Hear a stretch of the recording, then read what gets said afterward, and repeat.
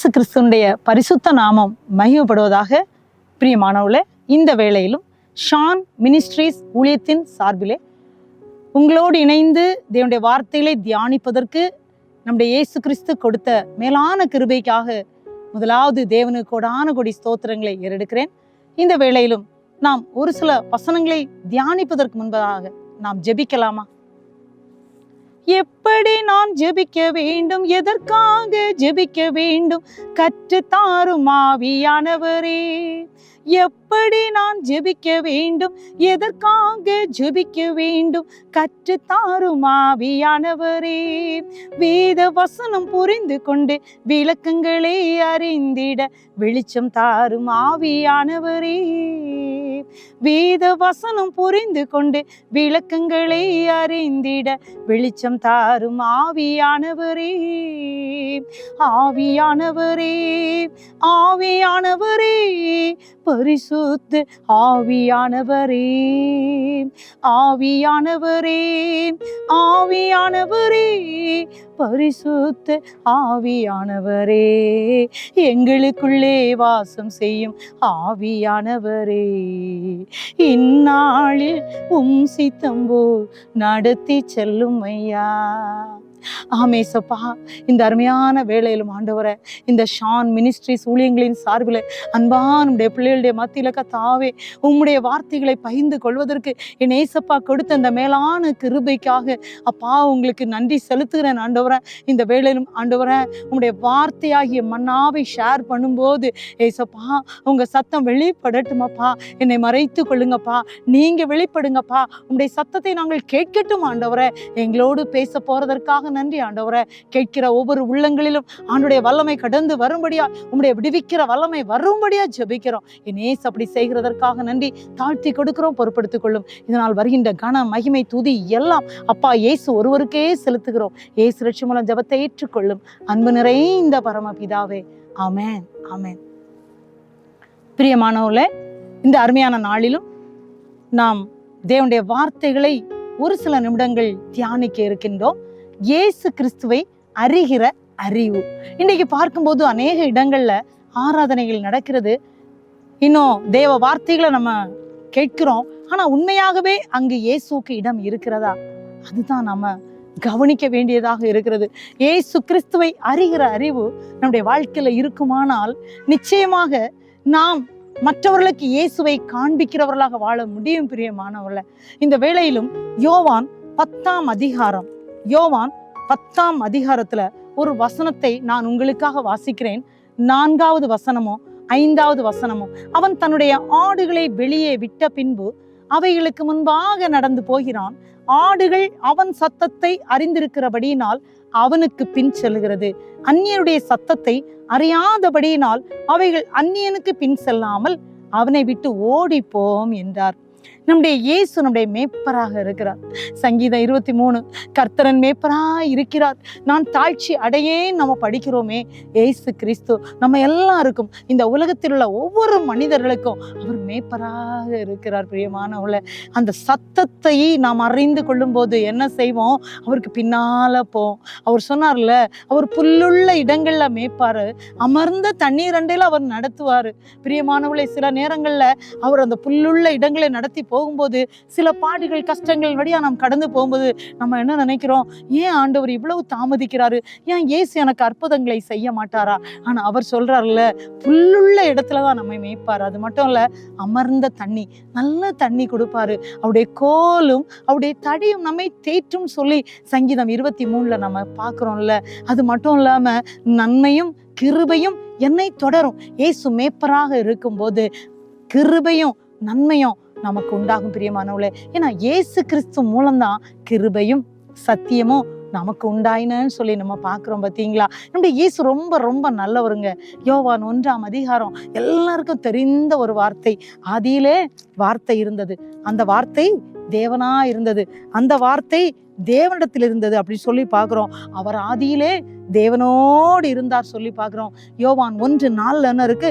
அவருக்குள் ஜீவன், இயேசுவுக்குள் ஜீவன். இயேசுவை அறிகிற அறிவு நமக்கு வரும்போது இயேசுவுக்குள் அந்த ஜீவன் இருக்கிறதை நாம் புரிந்து கொள்ள முடியும். இயேசுவுக்குள் அந்த ஜீவன் இருந்தது, அந்த ஜீவன் மனுஷருக்கு ஒளியா இருந்தது. இயேசு கர்த்தராய் இயேசு கிறிஸ்துக்குள் ஜீவன் இருப்பதை நாம் அறிந்து கொள்ளும்போது, அந்த இயேசு நமக்குள் வாழ்கிறார் என்பதை நாம் அறிந்து கொள்ளும்போது, இயேசுடைய ஒளி நம்முடைய வாழ்க்கையில வரும்போது நாமும் பிறருக்கு ஒளி கொடுக்கிறவர்களாக மாறுவோம். பிரியமானவர்களே, அநேக நேரத்துல அநேகர் என்ன சொல்லுவாங்க அப்படின்னா, நான் ஏன் இந்த உலகத்துல பிறந்தேன்? என்னுடைய வாழ்க்கையில ஒரு சமாதானம் இல்லையா? என்னுடைய வாழ்க்கையில உண்மையாகவே ஒரு மகிழ்ச்சி வராதா? நான் எத்தனை வருடங்களாக இப்படி கண்ணீர் விட்டு கொண்டு இருக்கிறேன் என்று இன்றைக்கு அநேகர் வேதனையோடு கண்ணீரோடு இருக்கிறதை நாம் பார்க்க முடிகிறது. பிரியமானவர்களே, நம்முடைய இயேசு நமக்குள் இருக்கிறார் என்கின்ற அந்த அறிவு நமக்கு வரும்போது நிச்சயமாக நமக்கு நம்முடைய வாழ்க்கையில வெற்றியை பார்க்க முடியும். பிரியமானவர்களே, யோவான் அதே 10ஆம் அதிகாரத்துல அவர் சொன்னார் பார்த்தீங்களா, ஆடுகள் என்னுடைய சத்தத்தை அறிந்திருக்கிறபடியினால் எனக்கு பின்னாடிதான் வரும் அப்படின்றாரு. உண்மையாகவே நம்ம இயேசுக்கு பின்னாடி தான் போறோமா? உண்மையாகவே இயேசுடைய சத்தத்தை நம்ம கேட்கிறோமா? அவருடைய சத்தத்தை நாம் அறிந்திருக்கிறோமா? நம்முடைய இயேசு எவ்வளவு நல்லவர் பார்த்தீங்களா? அவர் நல்லவர், அவர் வல்லவர், அவர் ராஜாதி ராஜா. ஏசாயா 9ஆம் அதிகாரத்துல நம்ம பார்க்கிறோம் நம்ம இயேசு யார், அவருடைய பிறப்புல அவரை பற்றி சொல்லப்பட்ட போது இயேசுவை குறித்து சொல்லப்பட்ட ஒரு வார்த்தை, இயேசு இந்த உலகத்துல ஏன் வந்தாரு, இயேசுடைய பிறப்பை குறித்து மிக தெளிவாக நம்ம பார்க்கிறோம். பிரியமானவர்களே, ஏசாயா 9ஆம் அதிகாரம் ஒரு வசனம் இருக்கு, 6ஆம் வசனம். நமக்கு ஒரு பாலகன் பிறந்தார், நமக்கு ஒரு குமாரன் கொடுக்கப்பட்டார், கர்த்தத்துவம் அவர் தோளின் மேல் இருக்கும், அவர் நாமம் அதிசயமானவர், ஆலோசனை கர்த்தா, வல்லமையுள்ள தேவன், நித்திய பிதா, சமாதான பிரபு. நம்முடைய ஆண்டவர் சமாதான பிரபு. நம்முடைய இயேசு அதிசயமானவர். இயேசு அதிசயமானவர் தானா என்பதை நாம் அறிந்து கொள்ள வேண்டுமானால் நம்முடைய வாழ்க்கையிலே சில மாற்றங்கள் வேண்டும். பிரியமானவர்களே, இயேசுவை அறிகிற அறிவு வர வேண்டும். நம்முடைய இயேசு எப்படிப்பட்டவர் என்று நாம் அறிந்து கொள்ள வேண்டுமானா சங்கீதம் 1 பார்க்கும்போது என்ன இருக்கு? துன்மார்க்கருடைய ஆலோசனையில் நடவாமலும், பாவியுடைய வழியில் நில்லாமலும், பரியாசக்காரர் உட்காரும் இடத்தில் உட்காராமலும், கர்த்தருடைய வேதத்தில் பிரியமாயிருந்து இரவும் பகலும் அவருடைய வேதத்தில் தியானமாயிருக்கிற மனுஷன் பாக்கியவான். அதுல என்ன சொல்லியிருக்கு? அவன் இலை உதிராது, அவன் போகும் இடமெல்லாம் செழிப்பா இருக்கும், அவன் செய்வதெல்லாம் வாய்க்கும், அவன் தன் காலத்தில் தன் கனி தருவான் என்று சொல்லப்பட்டுள்ளது. அப்படி என்றால் தேவனுடைய வார்த்தை நமக்கு மிக மிக மிக முக்கியம். பிரியமானவர்களே, இன்னைக்கு அநேகருடைய வாழ்க்கையில டைம் இல்லை அப்படின்னு சொல்லுவாங்க. தேவனுடைய வசனத்தை படிப்பதற்கு 66 புஸ்தகங்களை தேவன் நமக்கு இலவசமாக கொடுத்திருக்கிறார். எத்தனையோ பேருக்கு படிக்க முடியல, வேத புஸ்தகம் இல்லை என்று சொல்லுகிறவர்கள் இன்றைக்கு நம்முடைய உலகத்தில் அநேகர் இருக்கிறாங்க. ஆனா நமக்கு தேவன் இலவசமா வேத புஸ்தகத்தை கொடுத்திருக்கிறார். பிரியமானவர்களே, அதை வார்த்தைகளை நாம் படிக்க படிக்க இயேசுவை அறிகிற அறிவு நமக்கு வரும். பிரியமானவர்களே, நம்முடைய இயேசு அதிசயமானவர், நம்முடைய இயேசு ஆலோசனை கர்த்தர். நம்முடைய இயேசு எப்படிப்பட்டவர் தெரியுமா? அவர் சமாதான பிரபு. ஒருவேளை இந்த வார்த்தைகளை கேட்டுக்கொண்டிருக்கிற நீங்கள் யாரானாலும் சரி, பிரியமானவர்களே, உங்களுடைய வாழ்க்கையிலே சமாதானமே இல்லை என்று நினைக்கிறீங்களா? இயேசு சமாதானத்தை கொடுக்கவே இந்த பூமியில வந்தாரு. அவர் வந்துவிட்டு அப்படியே 33 வருஷம் வாழ்ந்து விட்டு அவரை சிலுவையில் அறைந்தாங்க, மரித்தாரு, உயிர்த்தாரு, அவரு எழுந்தாரு, பரலோகத்து போயிட்டாரு. அவர் அப்படி நம்மை விட்டு விட்டு போகல, நமக்குள்ளே வாசம் செய்கிறார். பிரியமானவர்களே, அவர் நமக்குள்ளே இருக்கிறார், எனக்குள்ளே உங்களுக்குள்ளே அவர் வாசம் செய்கிறார். ஆமா, அவருடைய பரிசுத்த ஆவியான நமக்குள் இருக்கிறார். அப்போஸ்தலர் 1:8 பரிசுத்த ஆவி உங்களிடத்துல வரும்போது நீங்கள் பலன் அடைவீர்கள் என்று சொல்லப்பட்டுள்ளது, சாட்சியாக இருப்பீர்கள் என்று சொல்லப்பட்டுள்ளது. அவர் உனக்குள், உங்களுக்குள், எனக்குள் வாசம் செய்கிறார். பிரியமானவர்களே, அப்படிப்பட்ட இயேசுவை நாம் அறிந்து கொள்ளும் போது இயேசுவுக்காக நாம் செயல்படுவோம். அது மட்டும் இல்ல, நம்முடைய வாழ்க்கையில் அதிசயங்களை நாம் பார்க்க முடியும். நம்முடைய வாழ்க்கையில இயேசு கிறிஸ்துவினுடைய வல்லமையை நாம் பார்க்க முடியும். அதே ஏசாயா 9ஆம் அதிகாரம் 2ஆம் வசனத்துல நீங்க ஒரு வசனத்தை படிப்பீங்கன்னா, அருமையான ஒரு வசனம், இருளில் நடக்கிற ஜனங்கள் பெரிய வெளிச்சத்தை கண்டார்கள். இயேசு கிறிஸ்து இந்த பூமியில வந்ததுனால ஒரு பெரிய வெளிச்சம் வந்தது. பிரியமானவர்களே, இந்த இயேசுவை நம்ம அப்படியே நாம் அவரை பற்றி கொள்ள வேண்டும். ஏன்னா அவர் நம்மை கரத்தை பிடித்து கொள்வார். பிரியமானவர்களே, இயேசுடைய கரம், ஆண்டவரே என்னுடைய கரத்தை எப்போது பிடித்து கொள்ளுங்க நம்ம கேட்கலாம். ஏன்னா அவர் நமக்காக தன்னுடைய ஜீவனையே கொடுத்தாரு, நமக்காக அவருடைய ரத்தத்தையே சிந்தினார். பிரியமானவர்களே, அவருடைய இயேசு கிறிஸ்துடைய ரத்தம் நம்முடைய சகல பாவங்களை நீக்கி சுத்திகரிக்கும் வேதத்துல பார்க்கிறோம். இயேசு கிறிஸ்துடைய ரத்தத்தால் மட்டும்தான் நமக்கு பாவ சுத்திகரிப்பு கிடைக்கும். பிரியமானவர்களே, பாவ மன்னிப்பு கிடைக்கும். இயேசு நம்மை மன்னித்தார் இல்லையா? இன்றைக்கும் நம்ம இயேசுவேன்னு கூப்பிடுகிறதற்கு நமக்கு ஒரு பாக்கியத்தை இயேசு தரவில்லையா? ஏசாயா 9:2 அதைத்தான் படிக்கிறோம். இருளில் நடக்கிற ஜனங்கள் பெரிய வெளிச்சத்தை கண்டார்கள். மரண இருளின் தேசத்தில் குடியிருக்கிறவர்களின் மேல் வெளிச்சம் பிரகாசித்தது. பிரியமானவர்களே, அநேகர் சொல்றாங்க, என்னுடைய வாழ்க்கையில நித்தம் மரண கண்ணிகள் போலவே என்னுடைய வாழ்க்கை போய்கொண்டிருக்கிறது, என்னுடைய வாழ்க்கையிலே மரண கட்டுகளே நான் போய்கொண்டிருக்கிறேன், நான் நடந்தாலும் பயமா இருக்கு, நான் வேலை செய்தாலும் பயமா இருக்கு, என்னுடைய வாழ்க்கையில எப்பொழுதும் ஒரு மரண பயம் என்று அநேகர் சொல்லி கொண்டிருக்கிறாங்க. பிரியமானவர்களே, அது மட்டும் இல்ல, அநேகர் சொல்றாங்க, என்னுடைய வாழ்க்கையில எப்போதுமே இருள், என்னுடைய வாழ்க்கையில வெளிச்சமே வராதா, என்னுடைய வாழ்க்கையில ஒரு விடிவு வராதா என்று இன்றைக்கு அநேக குடும்பங்கள் தவித்துக் கொண்டிருக்கிறாங்க. பிரியமானவர்களே, ஒருவேளை இந்த வார்த்தை கேட்டுக்கொண்டிருக்கின்ற நீங்கள் யாரானாலும் சரி, உங்களுடைய வீடுகள்ல யாராவது ஒருவர், இல்ல நீங்கள் ஒருவேளை அப்படி ஒரு வேதனையில ஒரு இருட்டுல நாங்க இருக்கிறோமே, எங்களுக்கு ஒரு வெளிச்சம் வராதா என்று நினைக்கிறீங்களா? இயேசுவேன்னு கூப்பிடுங்க. இயேசுவால் மட்டும் முடியுங்க. இயேசுவை நோக்கி கூப்பிடுன்னு சொல்லி நம்ம பார்க்கிறோம். எரேமியா 33:3 இருக்கு, என்னை நோக்கி கூப்பிடு, அப்பொழுது நான் உனக்கு செவி கொடுத்து நீ அறியாததும் உனக்கு எட்டாததுமான பெரிய காரியங்களை அறிவிப்பேன்னு இயேசு சொல்லி இருக்கிறாரே. இயேசுவை மட்டும் நம்ம கூப்பிட்டா போதும். இயேசுவேன்னு சொல்லி அவரை அக்செப்ட் பண்ணா போதும். இயேசுவே என் ரட்சகர், என்னுடைய பாவத்தை எல்லாம் மன்னிங்கப்பா, ஒரு விஷயம் உங்க ரத்தத்தினால என்னை கழுவுங்கப்பா, உமக்காக நான் வாழுவேன்ப்பான்னு சொல்லும் போது நம்முடைய வாழ்க்கையில் இருக்கிற மரண இருள் மாறும், வெளிச்சம் பிரகாசிக்கும். பிரியமானவர்களே, அதற்காகத்தான் இயேசு இந்த பூமியில மனூறு எடுத்து வந்தாரு, நமக்குள்ளே வாசம் பண்றாரு. அவர் நம்ம விட்டுட்டு போகல. அவர் சொன்னாரு, நான் உங்க கூடவே இருக்கிறேன்னு சொன்னாரு. நான் உன்னை விட்டு விலகுவதும் இல்லை, உன்னை கைவிடுவதும் இல்லை, பயப்படாதே மகளே மகனே, நான் உன்னோடு கூட இருக்கிறேன்னு சொன்னாரு. இந்த வேதத்துல பயப்படாதே என்று 366 தடவை வருகிறது. இந்த 366 நாள் லீப் இயரையும் சேர்த்து ஒவ்வொரு நாளும் பயப்படாதே, ஃபியர் நாட் மகனே மகளே, நான் உன்னோடு இருக்கிறேன், நான் உனக்குள்ளே வாசம் செய்கிறேன்னு சொல்லி நம்முடைய இயேசு நம்மகிட்ட பேசிக்கொண்டே இருக்கிறார். நம்ம செய்ய வேண்டியது என்ன தெரியுமா? அக்செப்ட் மட்டும்தான் பண்ணணும். அவரை ஏற்றுக்கொண்டா மட்டும் போதும். இயேசுவே, நீங்க எனக்குள்ளே இருங்கப்பா, நீங்க என்கிட்ட இருங்கப்பா, என்னை நடத்துங்கப்பான்னு சொன்னா போதும். பிரியமானவள, இயேசு நம்ம கூடவே இருப்பாரு. அவர் நம்மை விட்டு விலகவே மாட்டார். பிரியமானவள, இப்போ இந்த வேத வசனத்துல நம்ம தியானிக்க போறோம். லூக்கா 5ஆம் அதிகாரத்துல நம்ம அடிக்கடியா தியானிக்கிற ஒரு வசனம் தான். இயேசு எப்படி அந்த ஒரு மனிதனுடைய வாழ்க்கையில் அவர் கிருபையா இறங்கினார், அந்த மனிதன் எப்படி இயேசுவை அறிந்து கொண்டது நிமித்தம் அவருடைய வாழ்க்கையில என்ன அதிசயம் நடந்துச்சு, அவருடைய வாழ்க்கையில என்ன காரியங்கள் நடந்தது என்பதை பற்றி இந்த லூக்கா 5ஆம் அதிகாரத்துல நம்ம அடிக்கடியா தியானிக்கிற ஒரு வார்த்தை தான். பிரியமானவர்களே, அநேகருக்கு இந்த வார்த்தை தெரியும், அநேக முறை நீங்க தியானிச்சிருப்பீங்க. ஆனா இந்த தேவ பிள்ளைகளுடைய வாழ்க்கையில, இந்த மனிதர்களுடைய வாழ்க்கையில என்ன நடந்துச்சு என்பதை தான் நம்ம பார்க்க போறோம். என்னுடைய வாழ்க்கையில ஒரு அதிசயம் நடக்காதா என்று ஏங்கி இருக்கிறீங்களா? இயேசு கிறிஸ்துவை அறிகிற அறிவிலே வளருங்கள். இயேசு கிறிஸ்துவை அறிகிற அறிவில நீங்க வளர வளர, இயேசு கிறிஸ்துவுக்குள் நீங்கள் நடக்கும்போது, இயேசு கிறிஸ்துடைய கரத்தை பற்றி கொள்ளும் போது, இயேசுவே என்னோடு இரும் என்று சொல்லும் போது, இந்த தேவ பிள்ளைகளுடைய வாழ்க்கையில என்ன நடந்துச்சோ அது உங்க ஒவ்வொருவருடைய வாழ்க்கையில நடக்கும். பிரியமானவர்களே, லூக்கா 5ஆம் அதிகாரத்துல இயேசு கிறிஸ்து கெனேசரேத் என்ற கடலருகே அவர் போகிறாரு. கெனேசரேத் என்ற கடல்ல பக்கத்துல போகும்போது திரளான ஜனங்கள் இயேசுவிடத்துல நெருங்கி வர்றாங்க. எதுக்கு தெரியுமா?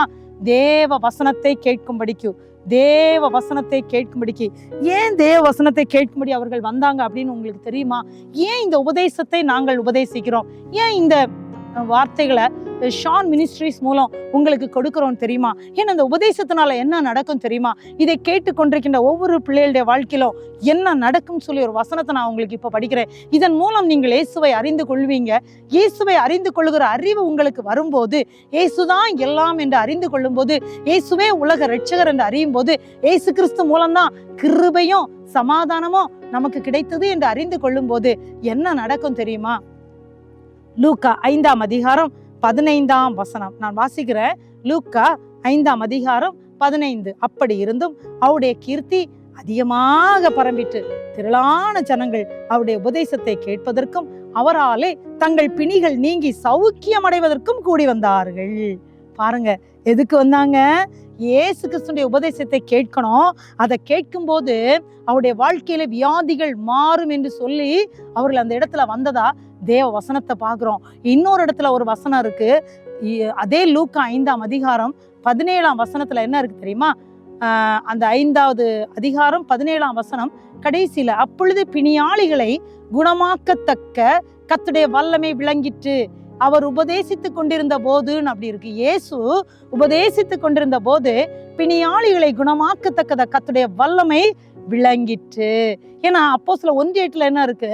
பரிசுத்தாவி உங்களத்துல வரும்போது நீங்கள் பலனடைந்து எருசலேம், யூதேயா, சமாரியா, பூமியின் கடைசி பரியந்தமும் எனக்கு சாட்சிகளா இருப்பீர்கள்னு சொன்னாரு. இந்த வசனத்தை நம்ம வார்த்தைகளை இந்த இடத்துல போதிக்கும் போதே, இந்த வார்த்தைகளை உபதேசிக்கும் போதே, இந்த வார்த்தைகளை சொல்லும் போதே என்ன நடக்கும்னா, ஒருவேளை யாராவது வியாதிப்பட்டவர்கள் இதை கேட்டு கொண்டிருந்தா உங்க வாழ்க்கையில அந்த வியாதி குணமாக்கத்தக்கதான கர்த்தருடைய வல்லமை இந்த வார்த்தையின் மூலம் கடந்து வரும். பிரியமானவர்களே, இந்த வசனத்தை நீங்கள் கேட்கும் போதே, வசனத்தை கேட்டுக்கொண்டிருக்கும் போது, ஏன்னா இது இயேசுடைய வார்த்தை, இந்த இயேசுடைய வார்த்தையை கேட்கும் போதே யார் யார் வேதனைகளோடு, கண்ணீரோடு, பிரச்சனைகளோடு, வியாதியோடு இந்த இடத்துல இந்த வார்த்தைகளை கவனித்து கொண்டிருக்கிறீங்களோ, ஆண்டவருடைய வல்லமை, உங்களை குணமாக்கத்தக்கதான வல்லமை இந்த வார்த்தையை கேட்கும் போதே கர்த்தருடைய மகிமை உங்கள் மேல விளங்கும். பிரியமானவர்களே, இதை நீங்கள் விசுவாசிக்கும் போது உங்களிடத்துல தேவனுடைய மகிமை விளங்குவதை நீங்கள் காண முடியும். பிரியமானவர்களே, அப்படித்தான் இந்த தேவ பிள்ளைகளுக்கு தேவன் என்ன செய்தார் சொல்லி இந்த லூக்கா 5ஆம் அதிகாரத்துல நம்ம பார்க்கும்போது எல்லாரும் உபதேசத்தை கேட்க வராங்க. இயேசுடைய உபதேசத்தை கேட்டா வல்லமை கிடைக்கும், இருள் மாறும், வெளிச்சம் வரும், அது மட்டும் இல்ல வியாதி மாறும், வறுமை மாறும் சொல்லி தேடி வந்தாங்களே. பிரியமானவர்களே, என்ன நடந்துச்சு தெரியுமா? அங்க 2 படகு இருந்துச்சு. அந்த 2 படகுல ஒரு படகுல இயேசு கிறிஸ்து ஏறினார். அந்த படகு யாருடைய தெரியுமா? சீமோன் பேதுருடையதா இருந்துச்சு. சீமோனுடைய படகு. இப்போ 2 படகு அங்க இருந்துச்சு. ஆனா ஒரு படகுல தேவன் ஏறினார், இயேசு கிறிஸ்து ஏறினாரு. அந்த இயேசு கிறிஸ்து ஏறி அந்த படகுல உட்கார்ந்து ஜனங்களுக்கு உபதேசித்தார். உபதேசிக்கும் போது அவர் என்ன சொல்லுவாரு? சீமோன் கிட்ட கொஞ்சம் படகு தள்ளுங்க, சற்றே தள்ளுங்கள். அநேக நேரத்துல இயேசு கிறிஸ்து நம்முடைய வாழ்க்கையில வருகிறார். பிரியமானவர்களே, இயேசு வாங்கன்னு சொல்லுவோம். அவரை அறிகிற அறிவு நமக்குள்ள எப்படி வரோம்னா, அவருக்குள்ளே நம்ம வளரதான், அவருடைய வார்த்தைகளை உட்கொள்ளும் போதுதான் நம்ம வளர முடியும். அப்போ ஆண்டவர் சொல்றாரு, சற்றே இந்த படகை தள்ளுங்க. ஏன்னா இது இப்போ கடற்கரையில அந்த மணல்ல இருந்திருக்கும். இன்னைக்கு அநேகருடைய வாழ்க்கையில இயேசுவை ஏற்றுக்கொள்வாங்க. ஆனா அவங்களுடைய வாழ்க்கையில என்ன இருக்கும் தெரியுமா? உண்மையான ஆண்டவருக்கு மேல உள்ள அன்பு இருக்காது, ஆவியின் கனி இருக்காது, சந்தோஷம் இருக்காது, சமாதானம் இருக்காது, நீடிய பொறுமை இருக்காது. கலாத்தியர் 5:22-23 பாக்குறோம் இல்லையா? அந்த சாந்த குணம் இருக்காது, தயவு இருக்காது, நற்குணம் இருக்காது. இப்ப ஆண்டவர் கொஞ்சம் தள்ளுங்கப்பா அப்படின்னு சொல்லும் போது இந்த படவை தள்ளி கொடுக்குறாங்க. அது அப்படி இப்போது ஆண்டவர் அழகா உபதேசிக்கிறாரு. அவர் உபதேசிக்கும் போது எல்லாரும் கேட்கிறாங்க. பிரியமானவர்களே, நம்முடைய வாழ்க்கையிலையும் ஒருவேளை ஆண்டவருக்கு பிரியமில்லாத குணங்கள் இருக்கும்போது இயேசுவை நம்ம வெளியில காண்பிக்க முடியாது, இயேசுவை அறிகிற அறிவுல வளர முடியாது. இயேசு எதிர்பார்க்க என்ன தெரியுமா? அந்த 10 கற்பனைகளையே அவர் 2 கற்பனையா மாற்றினார். அந்த 2 கற்பனையில முதல் கற்பனை என்ன தெரியுமா? உன் தேவனாகிய கர்த்தரிடத்தில் உன் முழு இருதயத்தோடும், உன் முழு ஆத்மாவோடும், உன் முழு பலத்தோடும், உன் முழு மனதோடும் அன்பு கூறு. 2வது என்ன சொன்னார்? உன்னில் அன்பு கூறுகிறது போல பிறனில் அன்பு கூறு. இன்னைக்கு அநேக நேரங்கள்ல அன்பு கூற முடியல. அன்பு கூறாம நம்ம இயேசுவில் வளர முடியாது. பிரியமானவர்களே, ஒருவரில் ஒருவர் அன்பு கூறுங்கள் சொன்னாங்க. பிறனை தன்னிலும் கனமுள்ளவர்களாக எண்ணுங்கள் சொல்லி இருக்கிறாங்க. அநேக வார்த்தைகளை இந்த 66 புஸ்தகங்களை நம்ம படிக்கலாம். விசேஷமா பவுலடிகளால் எழுதின 14 நிரூபங்களை நம்ம படிக்கும் போது இந்த 14 புஸ்தகங்களிலும் மிக தெளிவா நம்ம எப்படி நடக்கணும், என்ன செய்யணும், எப்பொழுதும் சந்தோஷமா இருங்க, மறுபடியும் சொல்லுறேன், நீங்க எல்லா பாரத்தையும் கர்த்தர் மேல வச்சிருங்க அப்படின்னு அழகா வேத வசனங்களை நமக்கு சொல்லி தந்திருக்காரு. பிரியமானவர்களே, இயேசு நமக்கு அருமையான தேவ பிள்ளைகள் மூலம் அநேக வார்த்தைகளை நமக்கு எழுத வச்சு 66 புஸ்தகங்களை இயேசு நம்ம கையில கொடுத்திருக்கிறாரு. இவர் படகை தள்ளின உடனே இப்ப இயேசு உபதேசம் பண்ணினார். இப்ப இயேசு உபதேசம் பண்ணும்போது என்னாச்சு தெரியுமா? போதகம் பண்ணி முடிச்சிட்டாரு. முடிச்ச உடனே பேதுருவை பார்த்து சொல்லுவாரு, சீமோன் பேதுருவை பார்த்து சொல்லுவாரு, கொஞ்சம் சீமோனை பார்த்து இன்னும் கொஞ்சம் ஆழத்துல படகை கொண்டு போய் மீன் பிடிக்கும்படி வலைய போடுங்க பாரு. அவங்க சொல்லுவாங்க, ஐயரை ராத்திரி ஃபுல்லா வலைய போட்டோமே, ஒன்றுமே அகப்படலையே. அப்படின்னா இன்றைக்கு அநேகர் நம்ம எப்படி தெரியுமா இருக்கிறோம்? ஏசப்பாவுடைய வார்த்தைக்கு இடம் கொடுக்கறதே இல்லை. ஏன்னா அந்த வார்த்தை மூலம் தானே கிருபையும் சத்தியமும் நமக்கு உண்டாச்சு. இந்த வார்த்தைக்கு இடம் கொடுக்காததுனால இன்றைக்கு அநேகருடைய வாழ்க்கையில எவ்வளவுதான் ஆழத்துல எவ்வளவுதான் பிரயாசப்பட்டாலும், பிசினஸ் ஆனாலும் சரிதான் பிரியமானவர்களே, தன்னுடைய பிள்ளைகளுக்காக எடுக்கின்ற முயற்சிகள், தனக்காக எடுக்கின்ற முயற்சிகள் அநேகருடைய வாழ்க்கையில ஏன் தெரியுமா ஃபெயில் ஆகுது? அவங்க வார்த்தைக்கு இடம் கொடுக்கல. முதலாவது நம்ம வாழ்க்கையில இயேசு கிறிஸ்துடைய வார்த்தை, அந்த வார்த்தை இடம் கொடுக்கும் போது மட்டும்தாங்க அவரை அறிகிற அறிவுல நம்ம இன்னும் வளர முடியும். அவர் சொன்னாரு, அப்பா நீங்க சொல்லிட்டீங்க ஏசப்பா, அவங்க வார்த்தையின்படி வலைய போடுறேன்னு போட்டாங்க. 6ஆம் வசனத்துல பாத்தீங்கன்னா, அவர்கள் அந்தபடியே அவர்கள் செய்து தங்கள் வலை கிழிந்து போகத்தக்கதாக அந்த வலைகளை அவங்க போட்டு பிடித்தாங்கன்னு சொல்லி இருக்கு. 2 படகுகள். என்னாச்சுன்னா இவங்க படகுகள் மட்டும் இல்லைங்க, இயேசுவை நமக்குள்ள ஏற்றுக்கொண்டு அவருடைய பிள்ளைகளாக இருக்கும்போது நம்ம மட்டும் இல்லைங்க, இவருக்கு படகு நிரம்பணும்னு சைகை காட்டி கூப்பிட்டாரு. நம்ம இயேசுவை ஏற்றுக்கொள்ளும் போது நம்முடைய வாழ்க்கையில் அற்புதங்கள் நடக்கும்போது நம்ம என்ன செய்வோம், நம்ம நண்பர்களை ஃப்ரெண்ட்ஸை சொல்லுவோம், வாங்கப்பா இயேசுவேன்னு கூப்பிடுங்க, இந்த வசனத்தை படிங்க, உங்க வாழ்க்கையில் அற்புதம் நடக்குங்கன்னு சொல்லுவாங்க பிரியமானவர்கள. அப்படி சொல்லும் போது என்ன நடக்கும், யாரெல்லாம் வர்றாங்களோ இந்த வேத வசனத்தை இப்ப நாங்க இந்த வார்த்தையை உங்களுக்கு சொல்லி கொண்டிருக்கும் போதே இதை நீங்க விசுவாசிக்கும் போது உங்கள் வாழ்க்கையில் அற்புதம் நடக்கும். அதைத்தான் அன்னைக்கு சீமோன் செய்தாரு. உடனே ஒரு படகை கூப்பிட்டாரு. அந்த படகு வந்தாங்க. அது யார் தெரியுமா, சீமோன் பேதுருடைய கூட்டாளிகள்ன்ட்டு இருக்கு பாருங்க. அது யாருன்னா யாக்கோபு, யோவான் அப்படின்னு சொல்லி அந்த வசனத்துல பாக்குறோம். லூக்கா 5ஆம் அதிகாரம் 10ஆம் வசனத்துல. இப்ப பாருங்க, அந்த 2 பேருக்கும் ரொம்ப பிரமிப்பு உண்டாயிற்று. அவங்க 2 பேரும் அவங்க எல்லாரும் ஆச்சரியப்படுறாங்க. 2 படகுகளும் நிரம்பி விட்டது.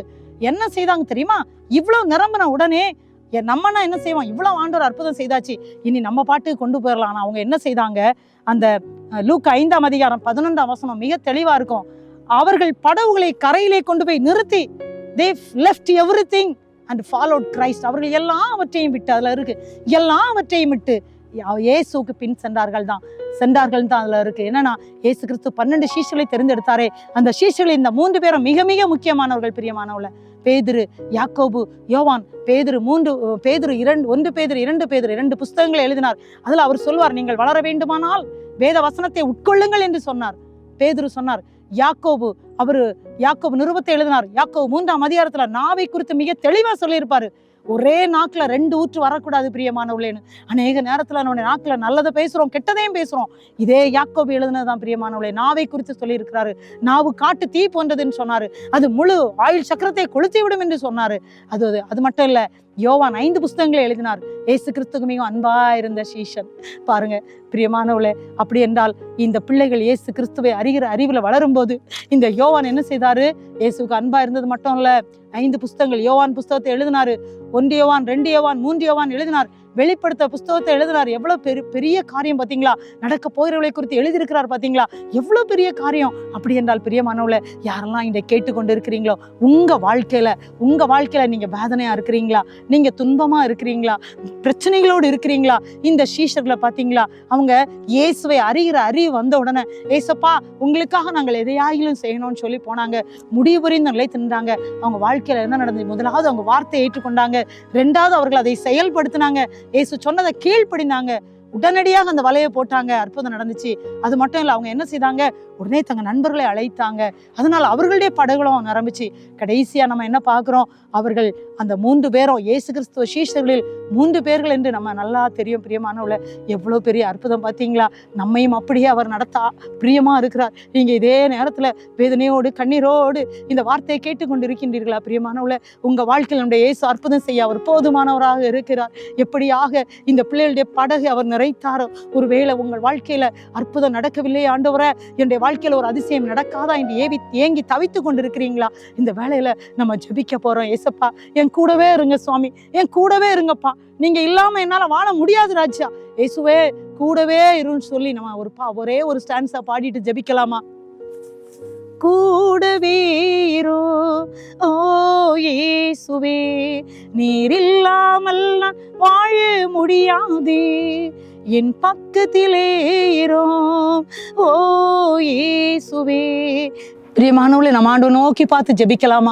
தகப்பனே, என்னுடைய வாழ்க்கையில் இறங்க மாட்டீரா என்று சொல்லி ஏங்கி கொண்டிருக்கிற உங்கள் மேல தேவனுடைய வல்லமை இப்பொழுது கடந்து வருகிறது. பிரியமானவர்களே, இந்த வேளையிலும் யார் வியாதிப்பட்டு இருக்கிறீங்களோ, இதே வேளையில நீங்கள் முழங்கால் படியிட்டு இயேசுவை நோக்கி பார்த்து ஜெபிக்கலாம். இயேசுவே, என்னுடைய வாழ்க்கையில ஒரு அற்புதம் நடக்கணுமே அப்பா, என்னை தொடும் ஆண்டவரே நீங்க கேட்கும் போதே இப்பொழுது குணமாக்கத்தக்க வல்லமை, இயேசுடைய வல்லமை உங்கள் மேல வருகிறது பிரியமானவர்களே. ஏன்னா இவ்வளவு நேரம் வசனத்தை நம்ம கேட்டோமே, தேவனுடைய உபதேசமான அந்த வார்த்தைகளை கேட்கும் போதே குணமாக்குற வல்லமை கடந்து வருகிறது என்று பார்க்கிறோமே.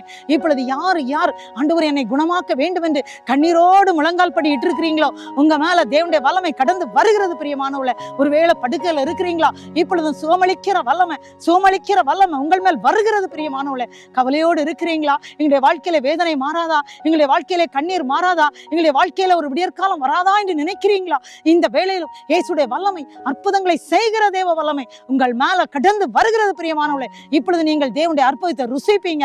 இப்பொழுது தேவனுடைய மகிமை நீங்கள் காண்பீர்கள் பிரியமானவளே. உங்களை சாட்சி உள்ள பிள்ளைகளாக தேவன் மாற்றுகிறார் பிரியமானவளே. நீங்க யாரா இருந்தாலும் சரி, இயேசு இப்பொழுது உங்கள் மேல தேவனுடைய வல்லமை அனுப்புகிறார். உங்களை குணமாக்குகிறார், பலவீனங்களை மாற்றுகிறார், உங்க வாழ்க்கையில அற்புதங்களை செய்கிறார். நீங்கள் வேண்டிக் கொள்ளுகிற காரியத்துல உங்களுக்கு ஒரு அற்புதத்தை செய்கிற தேவன் உங்கள் மத்தியில கடந்து வந்திருக்கிறார் பிரியமானவள. நீங்கள் இயேசுவை நோக்கி அப்பா என்று கூப்பிடுங்கள். இயேசு அப்பா என்று கூப்பிடுங்க. இயேசு இப்பொழுது அற்புதத்தை செய்கிறார். தகப்பனே உம்மை ஸ்தோத்திரிக்கிறோம் அப்பா. இந்த வேளையில் உம்முடைய வல்லமை ஆண்டவரே பிள்ளைகள் ஒவ்வொரு மேல கடந்து வர முடியாது. இந்த வார்த்தைகளை கேட்ட ஒவ்வொரு மேலும் இயேசுவை அறிகிற அறிவுல வளர வேண்டும் என்று கேட்ட வார்த்தைகள் ஆண்டவரே ஒவ்வொருவருடைய வாழ்க்கையிலும் அற்புதத்தை செய்ய முடியாது. எப்பொழுது எப்படியாக சீமோன் பேதுரு கர்த்தாவே அந்த படகுல உட்கார்ந்து போதகத்தை நீர் பண்ணும்போது ஆண்டவரே அவருடைய படகுகள் நிறைந்தது மட்டுமல்ல, அந்த 3 பேரும் யாக்கோபு, யோவான், பேதுரு 3 பேரும் எப்படியாக தங்களை உங்களுக்கு என்று அர்ப்பணித்து உம்முடைய ஊழியத்தை நிறைவேற்றினார்களோ அதே போல ஆண்டவரே ஒவ்வொரு குடும்பங்களிலும் அற்புதம் நடக்கட்டும் அப்பா. அதிசயங்கள் வரட்டும். நீர் அதிசயமான தேவன் என்பதை ஆண்டவரே இந்த வார்த்தைகளை கேட்கிற பிள்ளைகளுடைய குடும்பங்களில மக்கள் காண வேண்டும் என்று நாங்கள் ஜெபிக்கிறோம் ஆண்டவரே. ஹல்லேலூயா, ஹல்லேலூயா. ஆண்டவரே உம்மை நோக்கி அப்பா என்று கூப்பிடுற பிள்ளைகளுக்கு நீர் இரக்கத்தை கொடுக்கிற தேவனாக இருக்கிறீர் ஆண்டவரே. இறங்குகிற தேவனாலே எல்லாம் ஆகும் என்று சொன்னீரே. இந்த இரக்கத்தை காண்பிக்கிறதற்காக நன்றி. தடைகளை மாற்றுகிறதற்காக நன்றி. என் ஜனங்கள் அளிக்கிற நன்மையினால் திருப்தியாவார்கள் சொன்னீங்களப்பா. பிள்ளைகளை திருப்தி படுத்துங்க ஆண்டவரே. சந்தோஷத்தை கொடுங்க, சமாதானத்தை கொடுங்க, வியாதியை மாற்றும் ஆண்டவரே. உம்முடைய மகிமை ஒவ்வொரு குடும்பங்களை நிரப்புவதாக. இயேசு அப்படி செய்ததற்காக நன்றி. நிறைய சாட்சிகளை எழுப்பினதற்காக நன்றி. தேவ நாமம் இயேசு கிறிஸ்துவின் நாமம் மகிமைப்பட்டதற்காக நன்றி. இயேசு கிறிஸ்துவை அறிகிற அறிவிலே இதை கேட்கிற ஒவ்வொருவரும் வளர்ந்து உம்முடைய ஆசீர்வாதத்தை சுதந்திரித்து கொண்டதற்காக நன்றி ஆண்டவரே. நிறைய சாட்சிகளை கேட்டுமே நாங்க துதிக்க போறோம் ஆண்டவரே. உம்முடைய நாமத்துக்கு மட்டும் மகிமையை செலுத்துகிறோம். இதனால் வரும் கன மகிமை துதி அப்பா இயேசு ஒருவருக்கே செலுத்துகிறோம். இயேசு இரட்சகர் ஜெபத்தை ஏற்றுக்கொள்ளும் அன்பு நிறைந்த பரமபிதாவே. ஆமென், ஆமென். கர்த்தர் உங்கள் ஒவ்வொருவரையும் ஆசீர்வதிப்பாராக. ஆமென்.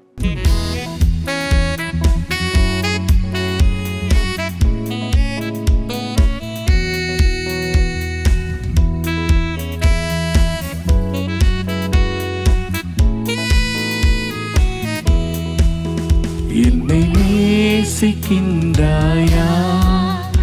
என்னை நேசிக்கின்றாயா.